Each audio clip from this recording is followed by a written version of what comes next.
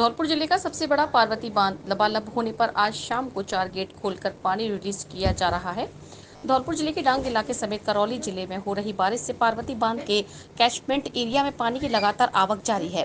धौलपुर जल संसाधन विभाग ने बांध के गेज को मेंटेन करने के लिए 4 गेट 2-2 फीट खोलकर पानी रिलीज किया जा रहा है।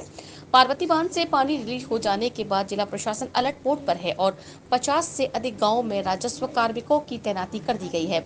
बता दें कि जिले के सबसे बड़े पार्वती बांध की भराव क्षमता 223.41 मीटर है।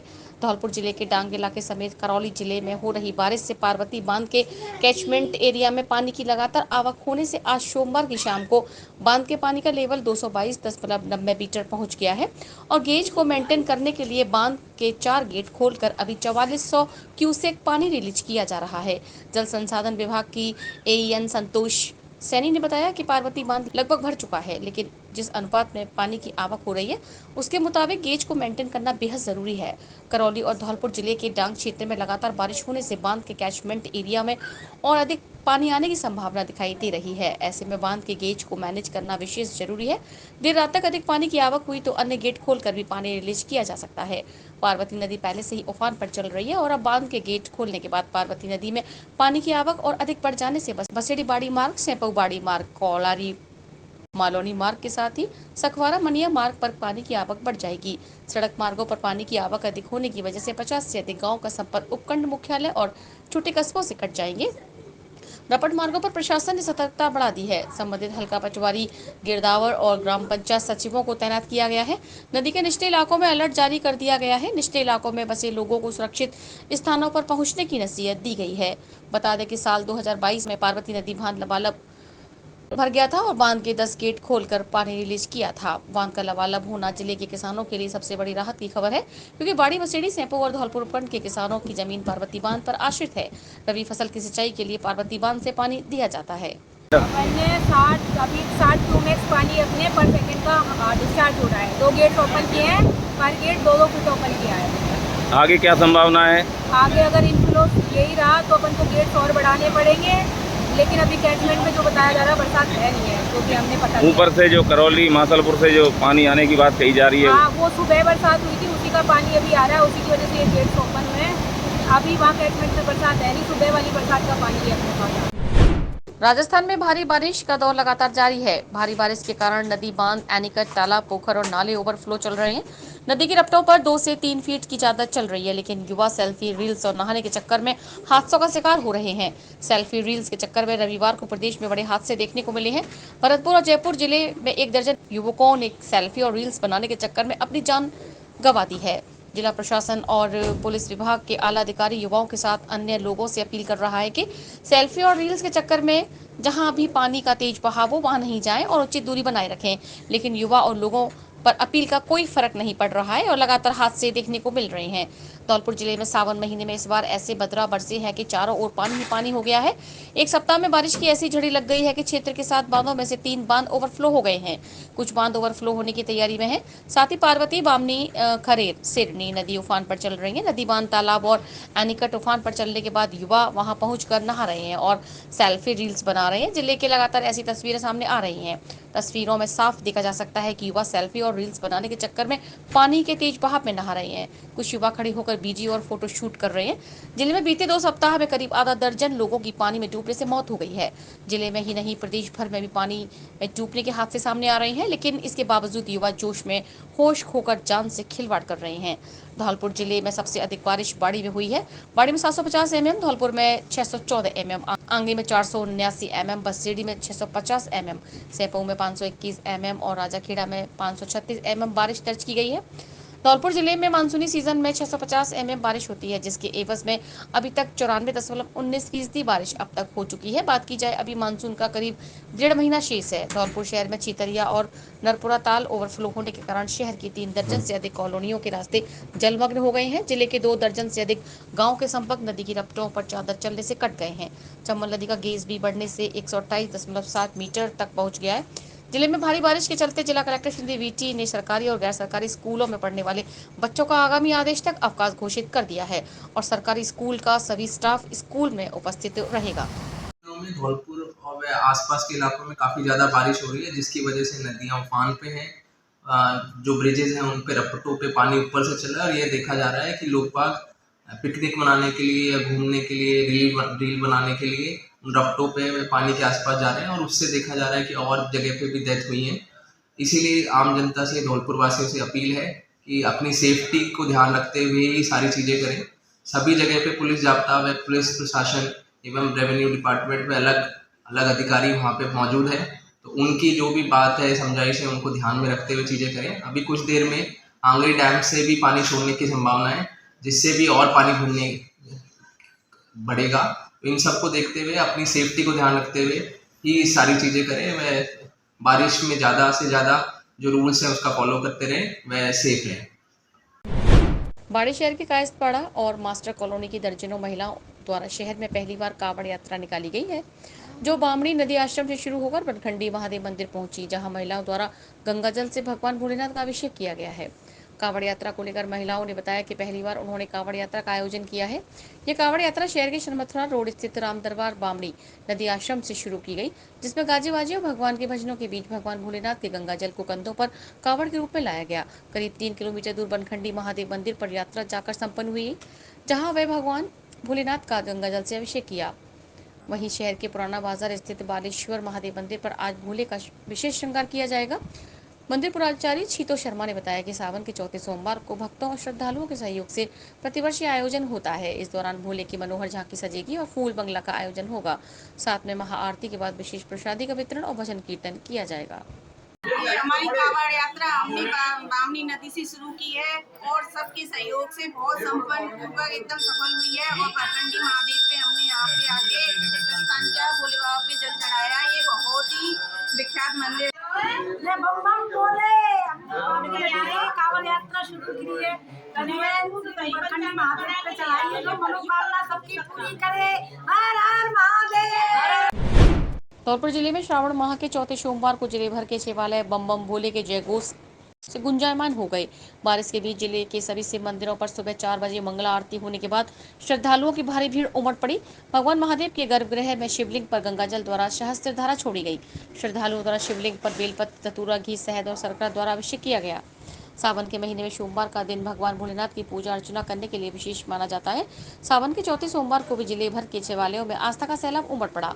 झमाझम बारिश के दौरान अचलेश्वर महादेव मंदिर, चोपड़ा मंदिर, भूतेश्वर महादेव, गुप्तेश्वर महादेव, महाकालेश्वर समेत सैंपौ के ऐतिहासिक महादेव मंदिर पर श्रद्धालुओं की भारी भीड़ उमड़ पड़ी।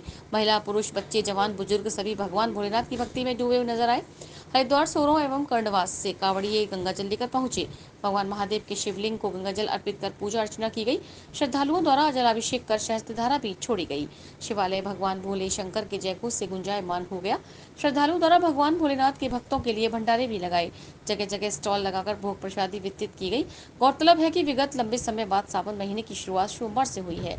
धौलपुर शहर के घंटाघर पर स्थित दर्शन हॉस्पिटल के संचालक डॉक्टर मनोज त्यागी अपनी टीम के साथ सोरों गंगा जी से कावड़ लेकर आए और उन्होंने सैंपौ महादेव पर कावड़ चढ़ाई। इस दौरान डॉक्टर मनोज त्यागी ने मंदिर पर प्रसादी का वितरण किया।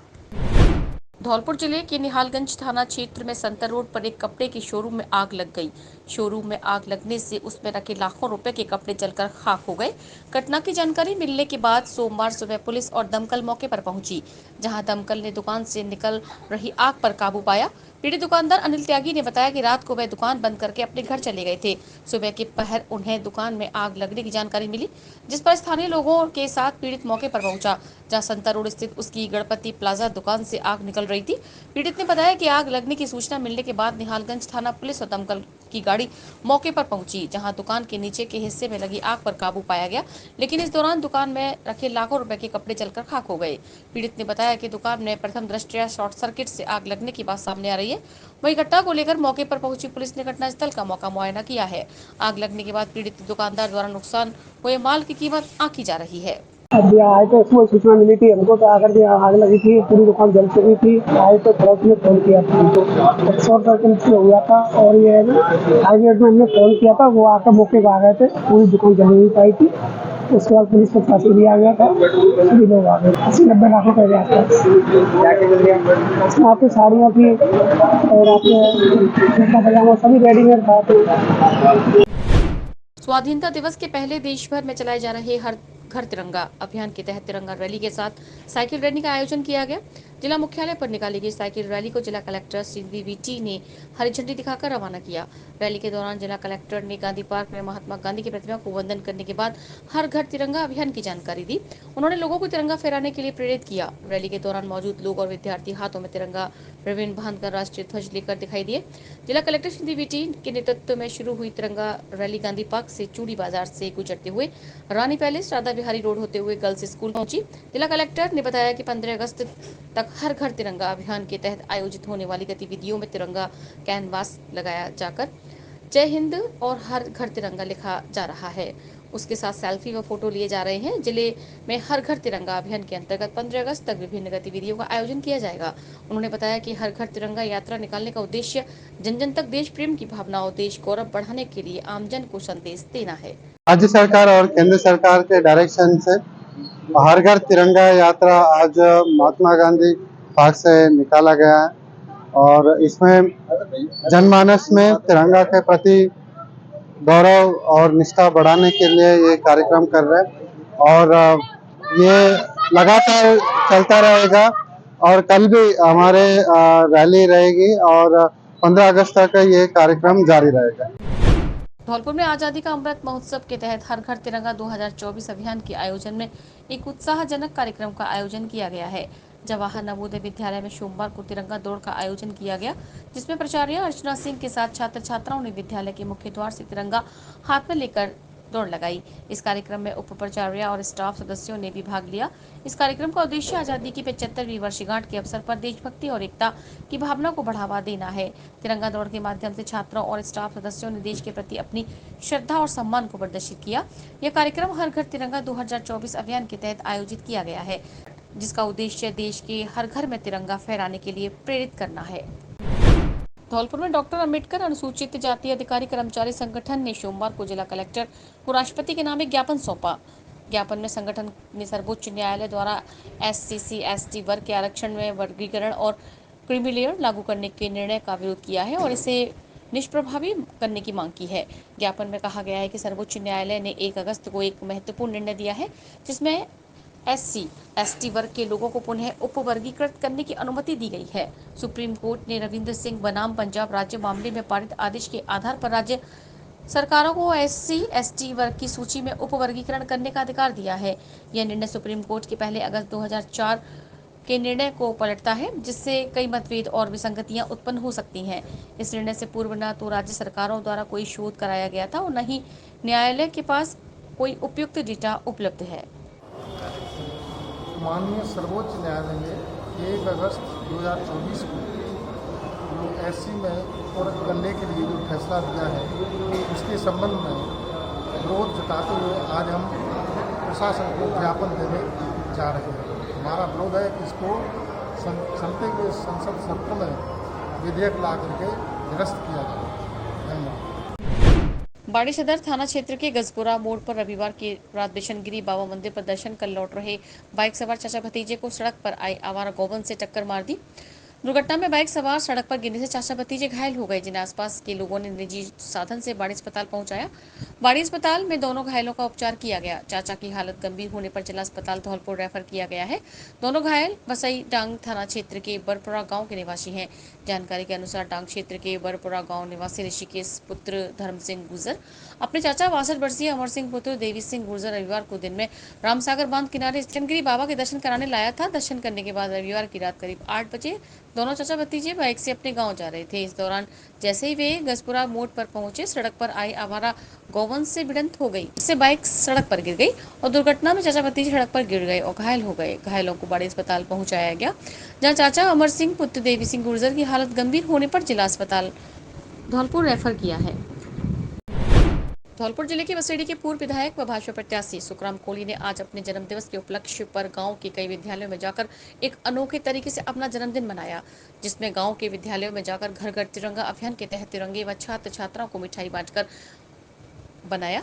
एक पेड़ मां के नाम के तहत 11 पेड़ लगाकर उनके संरक्षण का प्रण लिया। सभी विद्यालयों के प्रधानाचार्य एवं अध्यापकों और छात्र छात्राओं ने जन्मदिवस की बहुत सारी बधाइयां दी। बांग्लादेश में रहने वाले हिंदुओं के घरों और मंदिरों पर लगातार हमले किए जा रहे हैं, जिसके समाचार लगातार मीडिया द्वारा प्रकाशित हो रहे हैं। ऐसे में हिंदुओं पर लगातार हो रहे हमलों को लेकर विश्व हिंदू परिषद द्वारा विरोध प्रदर्शन किया गया है और देश के प्रधानमंत्री नरेंद्र मोदी के नाम एक ज्ञापन बाड़ी एसडीएम राधेश्याम मीणा को सौंपा है। ज्ञापन में विश्व हिंदू परिषद सहित तमाम हिंदूवादी संगठनों के पदाधिकारियों ने मांग की है कि बांग्लादेश में अल्पसंख्यक हिंदू परिवारों पर जानलेवा आगजनी हिंसा को रोके जाने के लिए अंतर्राष्ट्रीय स्तर पर दबाव बनाया जाए, जिससे उनका जीवन बच सके और उन्हें सुरक्षा मिल सके। विश्व हिंदू परिषद के ब्लॉक अध्यक्ष डॉक्टर जितेंद्र गुलपारिया ने बताया कि पड़ोसी देश बांग्लादेश में जब से तख्ता पलट हुआ है, शेख हसीना द्वारा इस्तीफे देकर देश के पलायन किया गया है, तब से बांग्लादेश में अल्पसंख्यक हिंदू परिवार खतरे में आ गए हैं। कट्टरपंथी शक्तियां वहां तांडव मचा रही हैं और हिंदू परिवारों को निशाना बनाया जा रहा है, हिंदू मंदिरों को तोड़ा जा रहा है। इसके लगातार समाचार विभिन्न स्तरों पर मिल रहे हैं। ऐसे में अल्पसंख्यक हिंदुओं के परिवारों की सुरक्षा बेहद जरूरी है, जिसको लेकर भारत को अंतर्राष्ट्रीय स्तर पर दबाव बनाना चाहिए, जिससे वहां पर हिंदू परिवार सुरक्षित हो सकें। को प्रधानमंत्री के नाम ज्ञापन सौंपा है। बांग्लादेश में हो रही जो बर्बर हत्या, हिंसा, मठ मंदिरों पे हिंदुओं पर हो रहे अत्याचार के खिलाफ कूटनीतिक तरीके से कार्रवाई करें। जो विगत कुछ दिनों से बांग्लादेश में हिंदू मंदिरों एवं अल्पसंख्यक हिंदू परिवारों के साथ में जघन्य हत्याकांड, बर्बरता, लूट, आगजनी एवं महिलाओं एवं बालिकाओं के साथ में जो सामूहिक बलात्कार किए जा रहे हैं, हम भारत सरकार से मांग करते हैं कि कूटनीतिक स्तर पर, अंतर्राष्ट्रीय स्तर पर आवाज़ उठाएं और इस अत्याचार को जल्द से जल्द रोका जाए और हिंदुओं पर जो अत्याचार किए जा रहे हैं या जो हत्याएं की जा रही हैं, उन पर लगाम लगाई जाए। हम यह भारत सरकार से मांग करते हैं। राजेखेड़ा पुलिस ने छेड़छाड़ और अवैध चंबल रेता बजरी के मामले में 2 अलग-अलग आरोपियों को किया गिरफ्तार।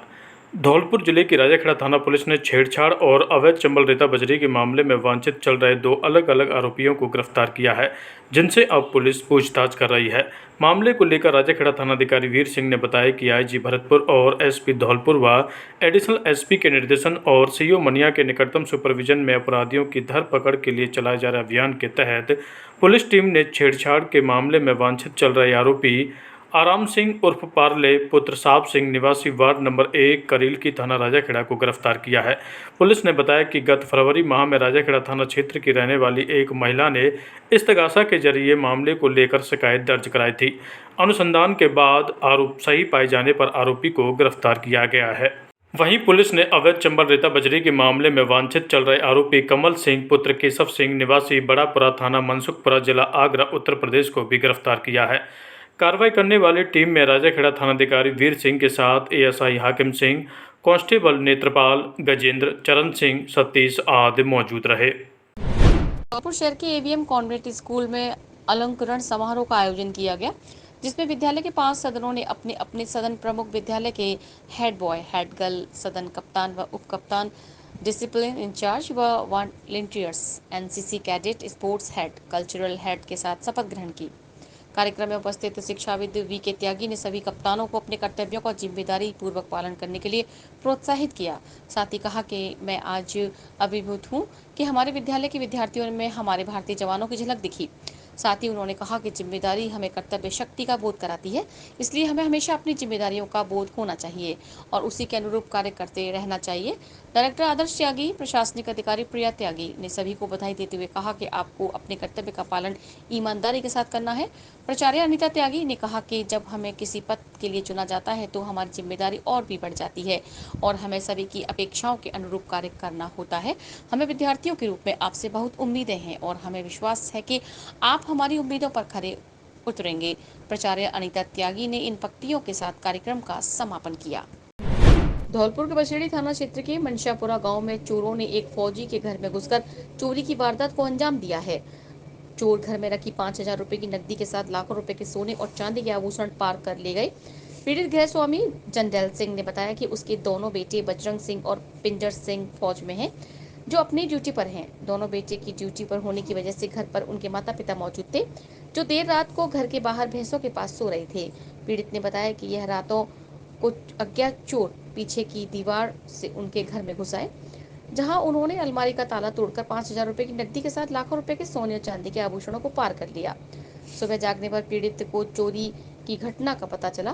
पीड़ित जंडेल सिंह ने बताया कि चोर उनके घर से नकदी के साथ 3 तोला सोना और करीब 250 ग्राम चांदी के आभूषणों को चुरा कर ले गए। घटना को लेकर ग्रामीणों ने बताया कि पूर्व में भी चोर गांव में भैंस की चोरी की वारदात को अंजाम दे चुके हैं। फौजी के घर में हुई चोरी के बाद ग्रामीणों ने गश्त व्यवस्था प्रभावी करने की मांग की है।